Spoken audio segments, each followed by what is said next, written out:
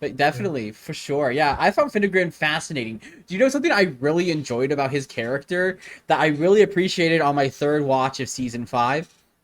Um, okay, so he's introduced, and we get a real sense for his personality and his interests. He Right. comes in, he seems like a pretty rough and tumble, bad guy type guy, and he complains that Ezran's crown's not worth anything, and he tries to make a trade, and we're like, okay, so greed. This guy is about money and all that stuff. That's fine. It's a fine motivation. But then later we find out that he wants to learn the dark magic spell from Callum because he wants to take out Domina Profundus, right? For as revenge. So his character so like it's so interesting. I love it. It's so good. It's so well written. It ties back to the cycle of violence theme. The Domina Profundus, he hurt sea creatures with his original crab ship. She killed his crab ship. Now he wants to kill her, and he's hurting them to get this to hurt her. Ah, the cycle of violence. I love it. It's so good. Why aren't more shows written like this? It's so Yeah, yeah, good.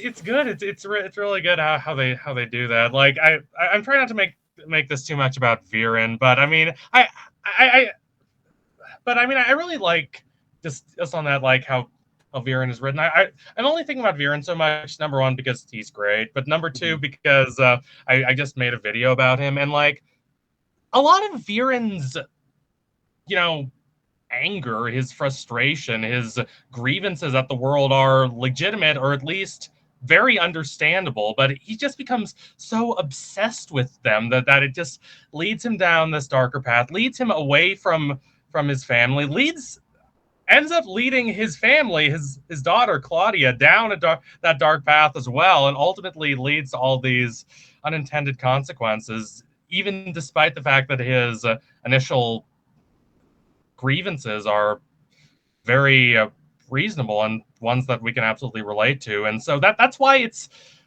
that's why I find the ending for Viren so affecting when he decides like, no, I'm done fighting. I'm done trying to rebel against this crazy wild world. It really only makes has made a lot of things worse. And if I do this, if I don't keep making all these compromises to try to stay alive, that in one sense saves me, but it also provides more of a chance to save Claudia because Claudia, his daughter, I mean, her main objective, the main force driving her, is just this desperation to try to keep Viren alive. And if Viren is willing to say no, I don't want this. I'm willing to make this sacrifice just to not be a part of this anymore. I mean that very much undermines a lot of the temptations that are afflicting Claudia. Like it's really good. It's It's just so good. like it's just so incredibly nuanced. But I mean, I love that it's done so well and so brilliantly for Viren, but it's reflected everywhere throughout the show, even in uh a little villainous character like Finnegren. It's just very much woven into the overall thematic tapestry of the Dragon Prince.